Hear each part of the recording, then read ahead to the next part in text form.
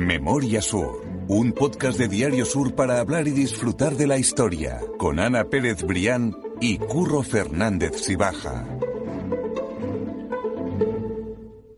Hola Ana, ¿qué tal? Hola Curro, buenos días. ¿Cómo estás? ¿Qué tal la semana? Bien, bien.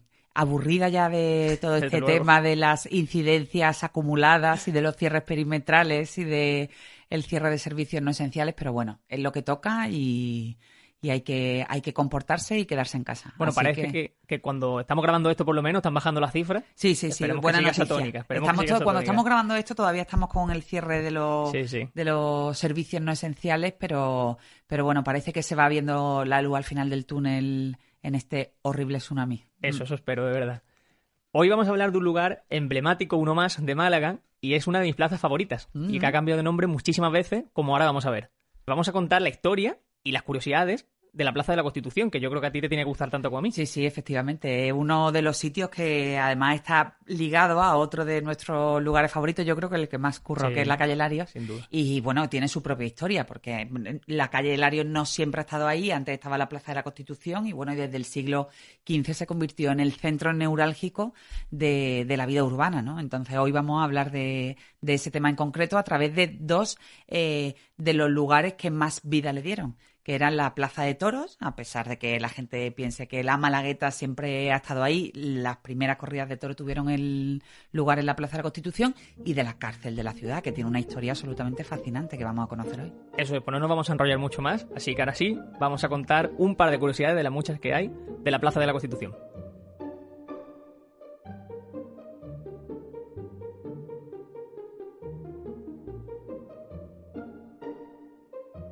Como estabas tú diciendo, Ana, no vamos a hablar en sí de la historia de la Plaza de la Constitución, pero sí que vamos a detenernos en dos momentos, como tú decías, cuando fue Plaza de Toros, cuando fue cárcel, porque seguro que para muchos es incluso desconocido esa faceta.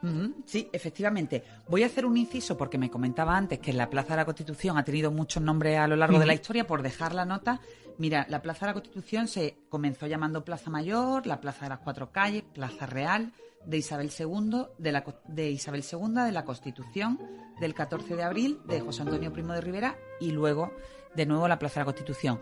Hemos comentado en muchas ocasiones que el callejero estaba ligado a los vaivenes políticos de cada una de las épocas, y la Plaza de la Constitución no fue una excepción.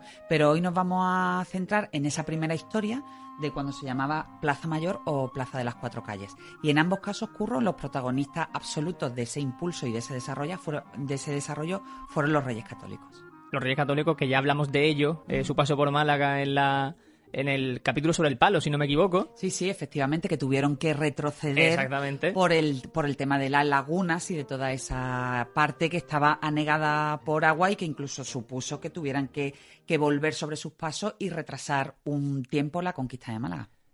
Hablamos de la Plaza de Toros, de la Plaza de Constitución, y es inevitable pensar en la Plaza de Toros de la Malagueta, que se inauguró en 1876. Del capítulo precisamente de la Malagueta hablábamos hace uno o dos capítulos, si no me equivoco, que también fue como siempre muy interesante, y quizás mucha gente desconozca que de verdad ese origen que tiene la Plaza de la Constitución como Plaza de Toros. Sí, efectivamente. De hecho, entre la Plaza de la Constitución y la Malagueta hubo 6 plazas de toros más. Pero vamos al origen, a ese espacio cerrado con las 4 paredes que representaba la Plaza de la Constitución, y que fue el lugar de la primera corrida de toros que hay documentada en la ciudad, y que precisamente fue gracias o en honor a los Reyes Católicos que acababan de conquistar Granada, y que en homenaje a ellos llegaron esos ecos de los éxitos de la gesta militar a la ciudad, y bueno, y el Cabildo decidió en honor de los Reyes Católicos pues improvisar un festejo taurino. Estamos hablando del 4 de enero de 1492 como fecha de la toma de Granada, y la Plaza de Toros se improvisó en apenas 2 días, y ese festejo tuvo lugar el día 6. En ese momento la Plaza de Toros, que ha dicho, la Plaza de la Constitución, que ha dicho que tiene muchos nombres, era Plaza de las Cuatro Calles. Plaza de las Cuatro Calles. En ese siglo XV era Plaza de las Mayor Cuatro o Plaza de las Cuatro Calles, Eso efectivamente. Es. Y el origen es el que tú dices, la toma de Granada y el festejo por parte de toda Málaga, que llevaba apenas 4 o 5 años bajo dominio de los Reyes Católicos, para celebrar justo efectivamente las autoridades locales de la ciudad, en contacto con los reyes, pues decidieron hacer varios fastos. Uno de ellos fue la corrida de toros, otro fue una peregrinación a la ermita de la Victoria, que era un lugar también emblemático en la conquista de Málaga, porque ahí tuvo el epicentro de su campamento militar Fernando el Católico, y después también se animó a los vecinos pues a adornar sus casas con luminarias y con banderolas para recordar esa gesta, ¿no? Claro, y por supuesto los toros en la plaza. Eso, entendamos que la plaza de toros no es como podemos suponer ahora, que era básicamente unos listones de madera que cerraban la plaza. Sí, efectivamente, unos cierres que hubo que improvisar en apenas 2 días, porque estamos hablando de un tránsito de apenas de 4 de enero al 6 de enero. Pues ahí se pusieron a trabajar carpinteros, obreros de todo tipo. Cerraron con tablones la plaza de toros por motivos evidentes de que las reses no se escaparan, con una especie de correas también. Y una de las curiosidades es que toda esa infraestructura de quita y pon al final se guardaba en casa de los vecinos de la zona. Las autoridades no tenían lugar para ese resguardo una vez que el festejo terminaba, y eran los vecinos los propios encargados de responder sobre la custodia de todos esos elementos. Se nombraba Plaza de las 4 calles porque daba precisamente a esas 4 calles que sigue existiendo a día de hoy, ¿verdad? Sí, efectivamente. Y una de las curiosidades, una de esas 4 calles, que es nuestra querida calle Larios, Eso no es. se llamaba en la época calle, bueno, lógicamente no existía la calle Larios, se llamaba la calle Toril, porque precisamente desde ese lugar era de donde salían las reses para luego, posteriormente, ser lidiadas en la Plaza de la Constitución. Hay un detalle que a mí se me había pasado por alto, pero leyendo el artículo en el que mencionas todo esto que dejamos en las notas del podcast, me hiciste recordar. Y claro, es que la fuente de Génova, que es la fuente que a día de hoy sigue la Plaza de la Constitución, también fue tapada, también fue cubierta para protegerla. Claro, efectivamente. Eso fue debidamente protegido con tablones. La fuente de Génova es una de nuestras fuentes más queridas, más históricas de la ciudad, y era la que originalmente estaba en la Plaza de la Constitución. Felizmente podemos seguir recordándola en su emplazamiento original después de un itinerario absolutamente complejo por otros lugares de la ciudad, como por ejemplo el parque. Pero sí, efectivamente, una de las principales peticiones que hicieron las autoridades a todos esos obreros que trabajaban era que se protegiera la fuente de Génova. Ya tenemos esa plaza de toros montada, ya tenemos toda la estructura. Ahora vamos a la práctica. ¿Cómo se disponía el público alrededor de esa plaza de toros? ¿Cómo se situaban? Bueno, pues mira, el público se disponía, como todo lo que ha ocurrido en los últimos siglos en la historia de Málaga, también por clases sociales, Curro. Hay que tener en cuenta que la Plaza de la Constitución, tal y como la vemos hoy también, era una plaza cerrada. Ahí estaban las principales infraestructuras civiles, eclesiásticas y políticas de la ciudad. Estaba el ayuntamiento, la casa del corregidor se construiría más tarde, pero bueno, también estaban las casas de las autoridades, la cárcel de la ciudad. Bueno, es decir, había una infraestructura montada en torno a la plaza bastante cerrada. Y entonces esos balcones corridos, que muchos de ellos hoy se conservan, sobre todo en el paño frontal de la calle, estaban reservados para las autoridades, ¿no? Las clases pudientes, como llamamos, autoridades políticas, autoridades administrativas, eclesiásticas.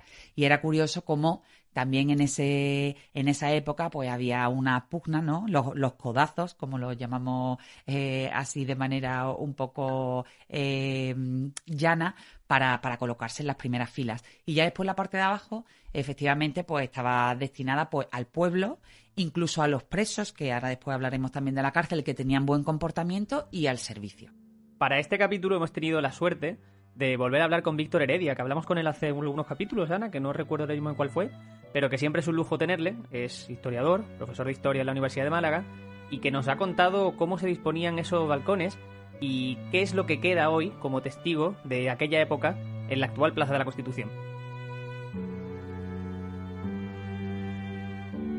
Eran 2 huellas de este uso como tribuna. Uno sería la fachada de la Sociedad Económica en el ángulo noroeste, que podemos apreciar cómo tiene esas balconadas muy amplias, muy bajitas, la reja muy bajita para no interferir en la visión, ¿no? Y que permitían colocar esos asientos, y que además en el caso de la Sociedad Económica tiene la particularidad de que la fachada, la crujía, digamos, externa, es totalmente independiente del resto del edificio, o lo era en origen, ya que estaba pensado para que fueran cada una tribuna con su respectiva habitación. Y luego en el otro edificio que conserva estos rasgos es la fachada del antiguo convento de las Agustinas, lo que sería la entrada al pasaje de Chinitas, que efectivamente podemos ver que todavía conserva estas balconadas amplias que permitían eso, ¿no? Que fueron utilizadas como tribuna para las corridas de toros y realmente, bueno, para cualquier otro tipo de espectáculo, procesión o evento que tuviera lugar en la Plaza Mayor.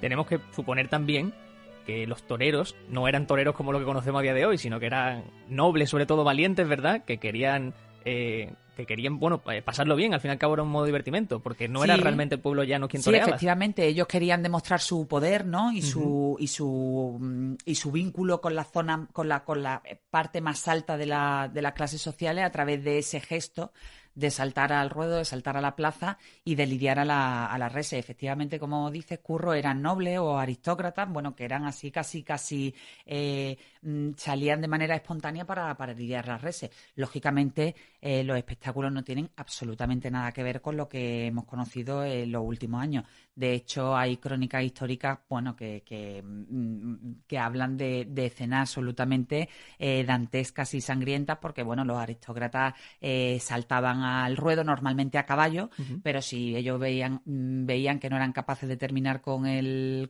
toro, pues llamaban a uno de sus sirvientes, que con la espada pues terminaba con esa suerte suprema y dejaba estampas francamente pavorosas, ¿no? Claro, porque ese toreo, esa lidia, no era a pie, como conocemos a día de hoy. No era a caballo. Sí, era a caballo, y bueno, eso generaba pues escenas de las que, a pesar de todo, Curro, el público disfrutaba con esa escena en la Plaza de la Constitución de los toros, y disfrutaba también con las escenas que ahora después hablaremos de los ajusticiamientos también que se producían en esa Plaza de las Cuatro Calles, ¿no? No, desde luego que ahora vamos a tratar ese tema cuando nos centremos en la cárcel, que será dentro de muy poquito. Me ha llamado la atención que fue precisamente hasta el siglo XVIII, con la llegada de los Borbones, cuando digamos que la aristocracia, la parte noble, decide alejarse del mundo del toreo, y era básicamente porque a los reyes en aquella época, al ser de origen francés, no le interesaba, no tenían interés por el toreo. Llegan los Borbones, llega Felipe V, que era una persona que no era especialmente amiga de los toros y tampoco era especialmente amiga de que su gente, de su aristócrata y sus nobles, pues se expusieran de esa manera, ¿no? Entonces, bueno, empezó no a prohibir, pero sí que empezó a desincentivar esa participación de los nobles, y poco a poco esa costumbre de lidiar a los toros en la Plaza de las Cuatro Calles pues fue desapareciendo con el tiempo, y ya se fue gestando el arte del toreo tal y como hoy lo conocemos, con toreros profesionales, si se les puede decir así, que ya lidiaban los toros de otra manera, y como tú decías, también con el toreo a pie, Curro. Esa primera plaza de toros fue en el siglo XV, hablamos de la llegada de los Borbones en el siglo XVIII, pero lo que es el fervor por el toreo no había cesado entre el pueblo, y de hecho lo que se propuso fue la construcción de una plaza de toros cerca del convento del Carmen, que albergaba 5.000 personas, o sea que era un espacio bastante grande. Sí, efectivamente, y ya fue un espacio concebido específicamente para las corridas de toros. Sí, después hubo otra serie de plazas más, hasta que, como decías también, en el año 1876, en la plaza en el barrio de la Malagueta, pues emergía esa plaza de toros que todos conocemos hoy en día. Que hace poco ha sido también rehabilitada y que ha quedado en un estado perfecto, la verdad. Sí, la verdad es que ha sido un acierto el rescatar esa parte enladrillada y no pintada de blanco como estaba tradicionalmente. La verdad es que le da mucho sabor, está muy bonita. Sí, también además se ha hecho una parte cultural de visita, digamos, con exposiciones de fotografía y demás, que creo que también es muy interesante. Muy buena. Ahí hubo también una especie de intento de hacer una zona gastronómica que no tuvo mucho éxito, gourmet, pero esa parte cultural que asume la Diputación a través de la térmica, la verdad es que tiene, bueno, hasta la pandemia tenía una programación cultural bastante intensa y interesante. Sí, muy chula, la verdad es que sí, que lo recomiendo, porque de hecho había hace poco una sobre la historia de los Rolling y los Beatles en modo de fotografía que me gustó mucho. Que Antes de la pandemia había una del flamenco y era absolutamente maravillosa. Sí, muy interesante. La verdad es que también es guay ver la evolución que tiene a lo largo de la historia. Creo que es la vez que más lejos nos hemos ido. Creo que antes del siglo XV no habíamos hablado nunca. No, todavía nada. no. O sea que hemos marcado un nuevo Hoy hito. nos vamos a quedar en el siglo XV y probablemente... Bueno, y la semana pasada también nos quedamos en el siglo XV con los condes de Buenavista, con todo ese germen de esa cripta maravillosa que esperamos que pueda ser pronto restaurada. Eso es. Y ahora sí, lo que vamos a hablar es de la cárcel que estaba situada en la Plaza de la Constitución.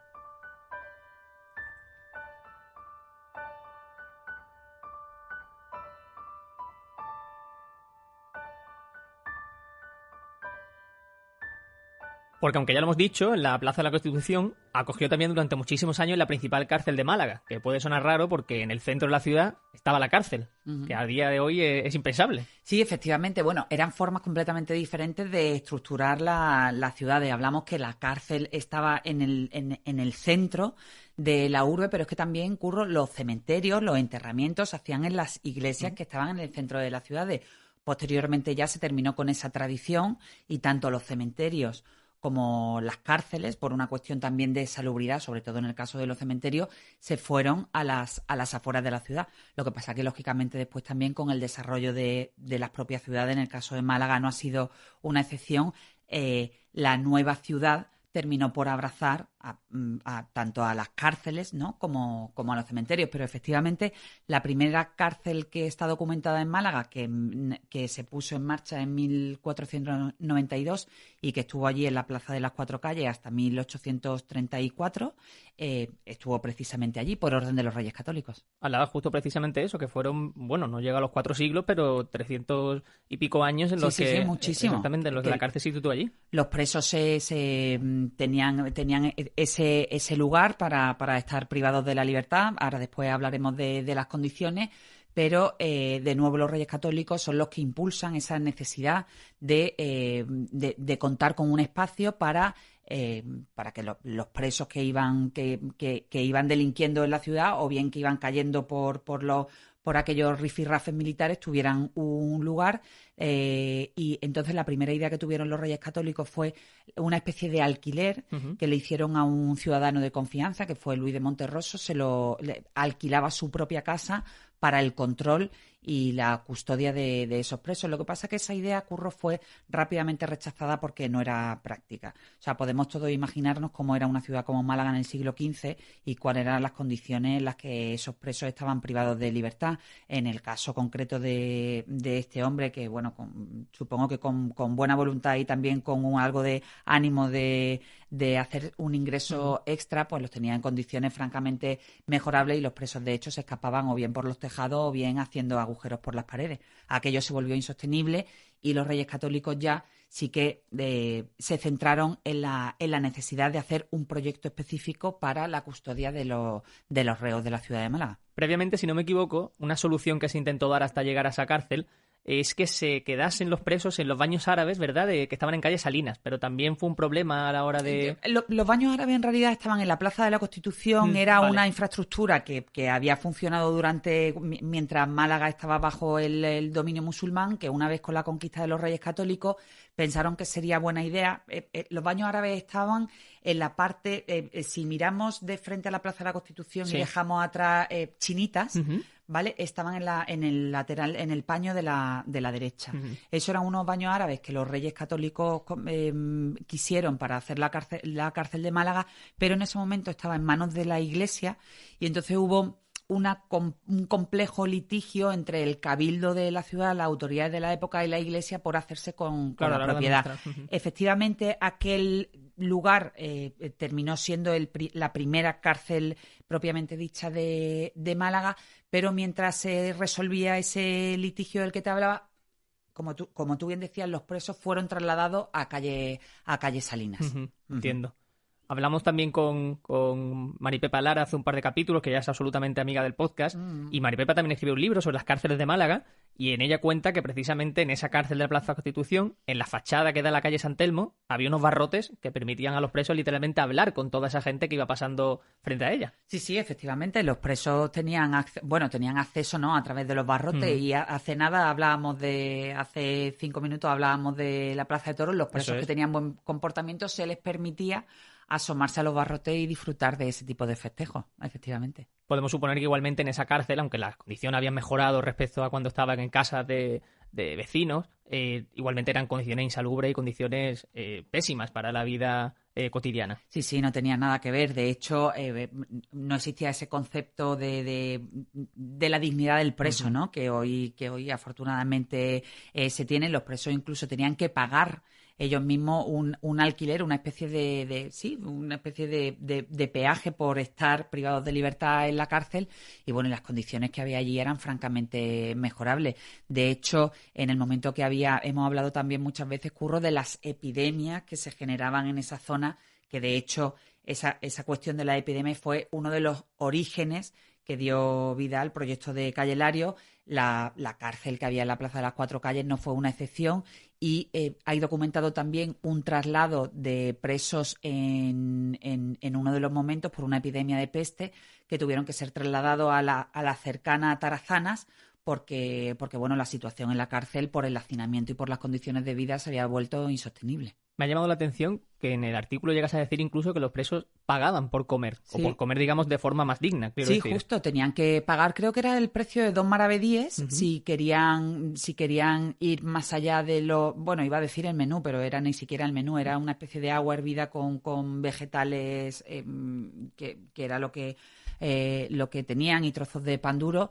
Entonces, si los presos querían optar a otro tipo de alimentación, tenían que pagar la cantidad de 2 maravedíes para ellos mismos acceder a ese tipo de alimentación, o para que alguien se lo hiciera. También estaba prohibido dentro de la cárcel todo tipo de intercambio de vino, de licores y de otros productos que no estaban permitidos en la cárcel, ¿no? Me ha llamado también la atención que quizás a alguien se le ha pasado por la cabeza que no existen grabados, no existen dibujos de aquella cárcel, que también dice mucho de los artistas, de los pintores de aquella época, respecto a no querer reflejar lo que se vivía en esa cárcel o la imagen que se tenía de esa zona. Efectivamente.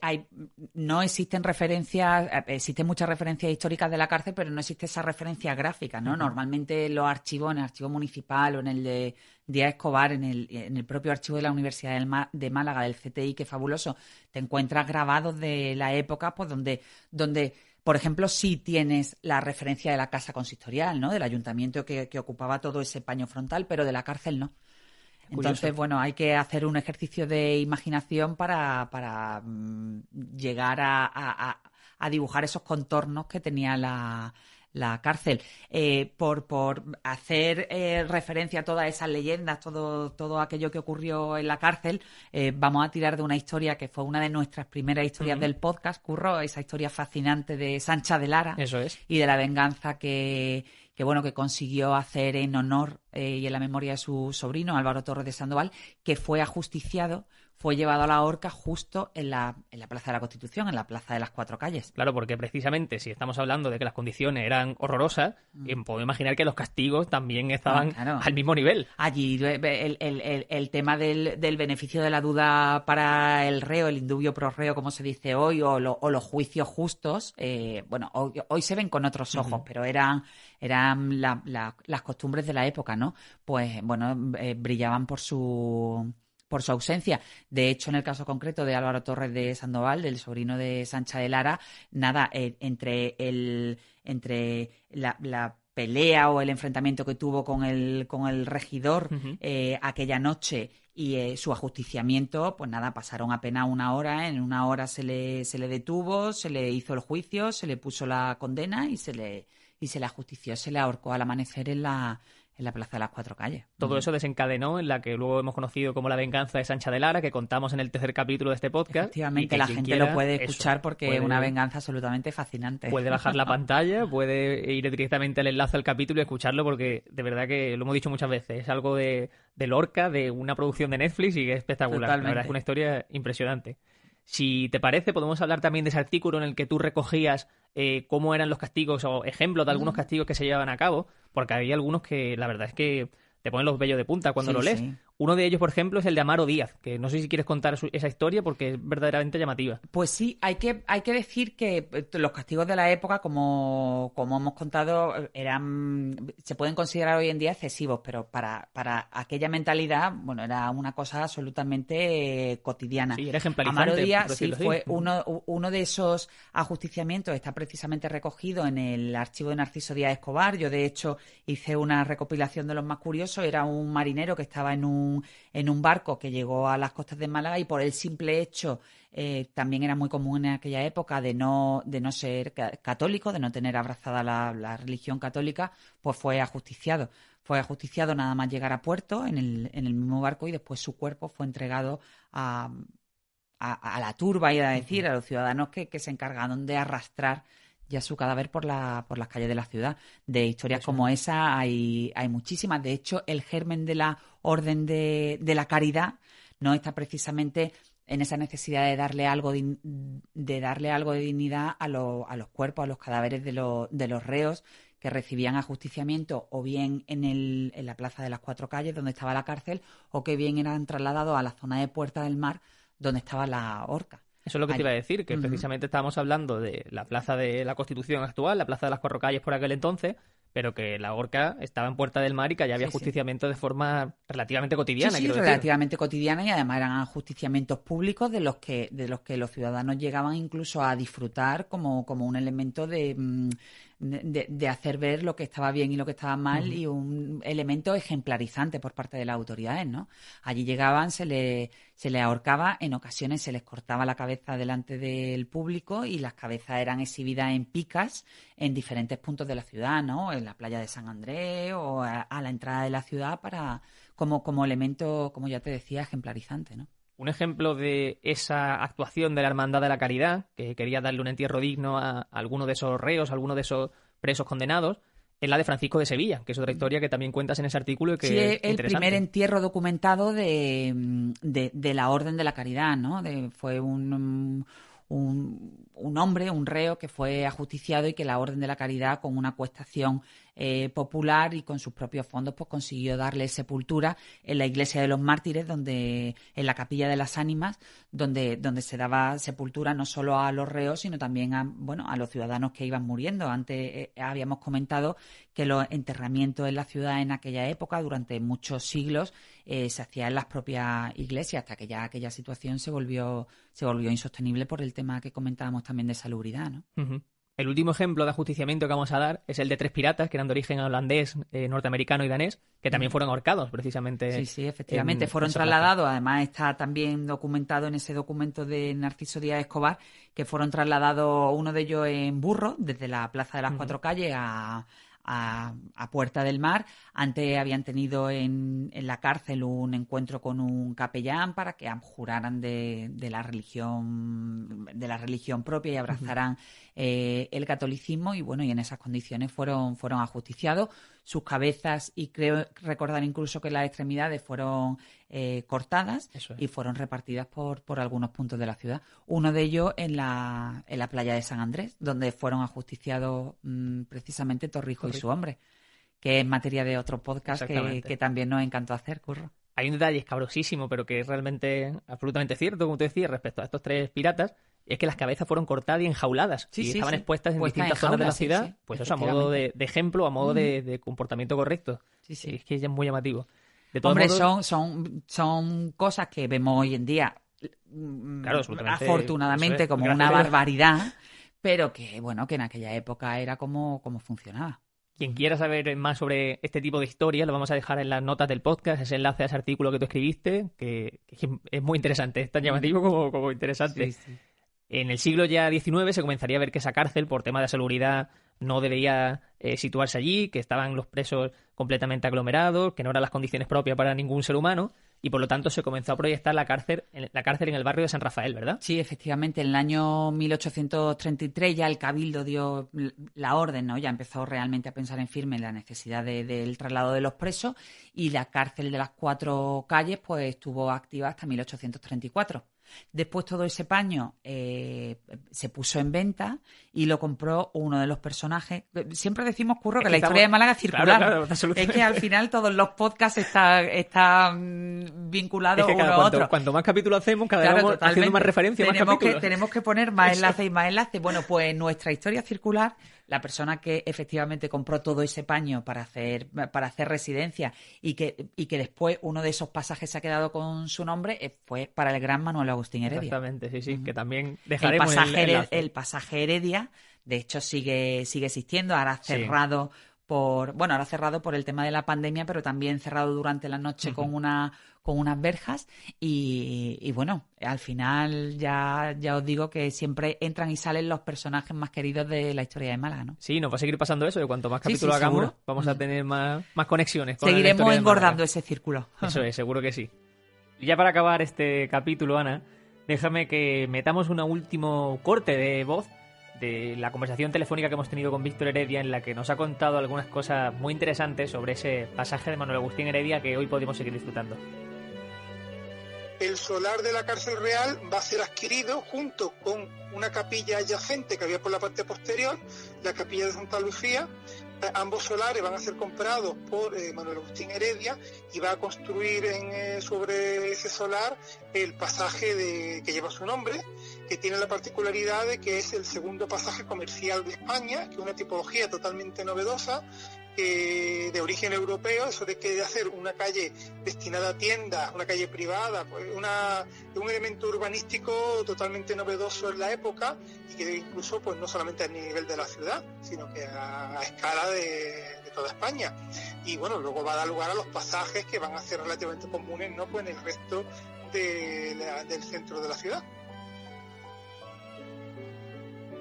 Pues Ana, yo creo que ha quedado una muy buena explicación y unos buenos detalles de la Plaza de la Constitución. Sí, hoy nos hemos centrado en los toros y en la cárcel, en esa parte más escabrosa, pero hay una historia fascinante en la Plaza de la Constitución que contaremos en las próximas semanas, que es el de los cafés de la Plaza de la Constitución, Café de la Loba, la Lobilla, el Suizo. Bueno, y el Café Central, ¿no?, que todavía sigue con nosotros y que fue el origen de cómo se piden los cafés en Málaga, que eso es un origen también genial, muy curioso, pero que ya comentaremos en otro podcast. Volveremos a la Plaza de la Constitución y nosotros volveremos a vernos la semana que viene. Perfecto, Curro. Mil gracias, Ana. A ti siempre. Memoria Sur es un podcast de Diario Sur. Escucha un nuevo episodio cada semana en iVoox, Spotify, Apple Podcast y consulta las referencias de este episodio en diariosur.es.